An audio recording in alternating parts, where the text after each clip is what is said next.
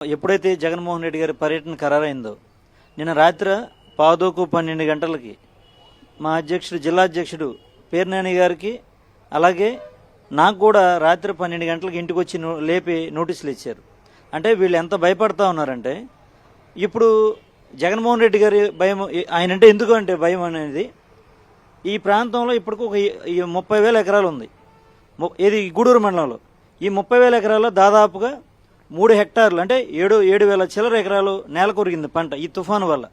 అలాగే ఈ నియోజకవర్గ వ్యాప్తంగా కూడా దగ్గర 16,000 ఎకరాలు మొత్తం 4 మండలాలు టౌన్లో కలిపి 16,000 ఎకరాలు నేల కొరిగింది. ఇదంతా కూడా వాళ్ళు ఏమీ జరగలేదు, ఎక్కడ రైతు నష్టపోలేదు, ఎందుకంటే జగన్మోహన్ రెడ్డి గారు వస్తే వాళ్ళ నిజ స్వరూపం బయటపడిద్ది కాబట్టి ప్రజలను ఆపేసేయాలి. ఎందుకంటే ఆయనకు వస్తున్న ఆదరణని చూసి తట్టుకోలేక ఈ కూటమి ప్రభుత్వం ఆయన వస్తే కనుక ప్రజలు వస్తారు, ప్రజలందరూ కూడా ఈ విధంగా పంట నష్టపోయింది, ఈ విధంగా రైతులు ఇబ్బంది పడుతున్నారు, ప్రభుత్వం కనీసం కనికరించట్లేదు, కనీసం పట్టించుకోవట్లేదు అనేది వాళ్ళ యొక్క బండారం బయటపడిద్దన్న దురుద్దేశంతో దుర్బుద్ధితో కావాలని చెప్పేసి ఆంక్షలు పెట్టి ఒక జగన్మోహన్ రెడ్డి గారు వస్తుంటే 100 మంది 200 మంది వస్తారండి. అంటే 100 మంది రావాలి మీరు, లేకపోతే 200 మంది రావాలి. పెడంలో బ్యారికేడ్ పెట్టారు, 7-8 కిలోమీటర్ల అవతల పెడంలో బ్యారికేడ్లు పెట్టారు. మరి ఈ చుట్టుపక్కల ఈ గూడూరుకి చుట్టుపక్కల మొత్తం అన్ని కూడా బ్యారికేడ్లు పెట్టారు. మీరు ఏదో సూర్యుడిని అరచేత్తో అడ్డం పెట్టి ఆపాలనుకుంటాం, మీ మూర్ఖత్వం, మీ పిచ్చది. ఎవరెన్ని చేసినా సరే ఆటోమేటిక్గా ప్రజల్లో కానీ జనాల్లో కానీ ఆయన ఒక అభిమానమైన నాయకుడు, దాన్ని ఎవరు తురిపేయలేరు, ఎవరు చెరిపేయలేరు. మీరు ఎన్ని చేసినా సరే మసిపూసి మారేడిగా చేద్దాం అనుకున్నారు, చేశారు. కానీ మీరు చేసేటువంటి ప్రయత్నాలన్నీ కూడా ఖచ్చితంగా ప్రజలకి కళ్ళకి కట్టినట్టుగా మా జగన్మోహన్ రెడ్డి గారు చూపిస్తారు. చూపించి మీ బండారాన్ని మీ యొక్క మోసాన్ని అన్నీ కూడా ఆయన బట్టబయలు చేస్తారు. కంగారు పడమాకండి. ఖచ్చితంగా ప్రజల పక్షాన నష్టపోయిన ఈ తుఫాను వల్ల ముఖ్యంగా నష్టపోయిన ప్రతి రైతుకి కూడా నష్టపరిహారం అందేలాగా ఆయన ప్రభుత్వం మీద ఒత్తిడి తీసుకొచ్చి ప్రతి ఒక్క రైతుకి మేలు జరగాలనేది ఈ పర్యటన యొక్క ఉద్దేశం. ఆయన వల్ల ఖచ్చితంగా రైతులకు మేలు జరిగేదని ఆశిస్తా ఉన్నాను.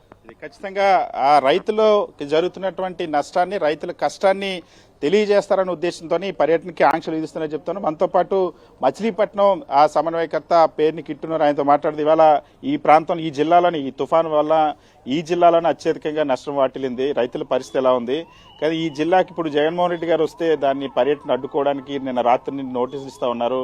ఎక్స్ఎమ్మెల్యేలకి, సమన్వయకర్తలకి, సర్పంచ్ స్థాయి, గ్రామ స్థాయి వరకు కూడా నోటీసులు ఇస్తా ఉన్నారు. ఆంక్షలన్నీ ఏ స్థాయిలో ఉన్నాయండి?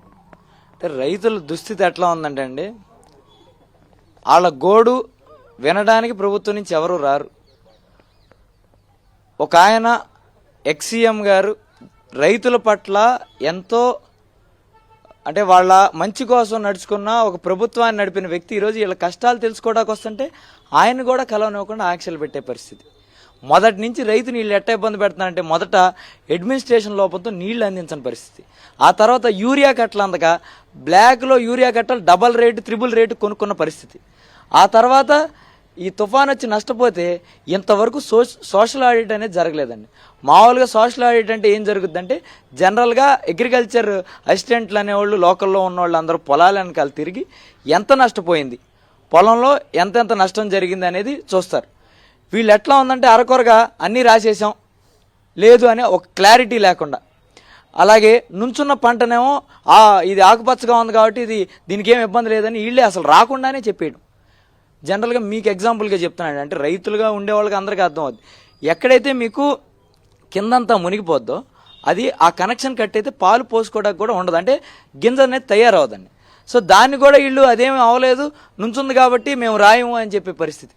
రైతులు దాదాపు ఈ బ్లాక్లో కొనుక్కున్న యూరియా కట్టలు కానీ బయట తెచ్చుకున్న ఎరువులు కానీ దాదాపు ఎకరాకి 30,000 నుంచి 40,000 ఖర్చు అయిందండి.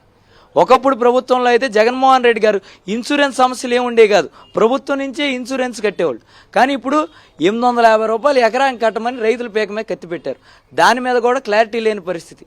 ఈరోజు ఇన్సూరెన్స్ రాక ఇన్పుట్ సబ్సిడీ అనేది ఇస్తారో ఎవరో తెలియక అసలు రైతులు అనేవాళ్ళు ఎట్టా బయటపడాలనే ఆందోళన చెందుతుంటే కనీసం ఆ ఇన్పుట్ సబ్సిడీ కోసం లోపలికి వెళ్ళి సోషల్ ఆడిట్ జరగలేదు. రైతులు పంట నష్టం ఎవరెవరికి రాశారు, ఇట్టాగే మునుపటి కూడా పంట పోయినప్పుడు అందరికీ రాసామని చెప్పారు. టీడీపీ నాయకులు 5-6 పడింది ఊర్లో అంతే.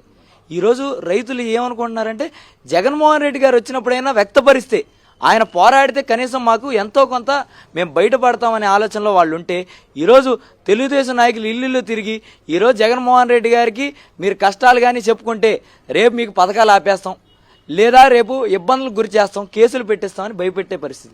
అయినా కూడా రైతులు ఒకటే డిసైడ్ అయి ఉన్నారండి, ఏదైనా రైతు బాగుండాలంటే జగన్మోహన్ రెడ్డి గారి వల్లే జరుగుతుంది.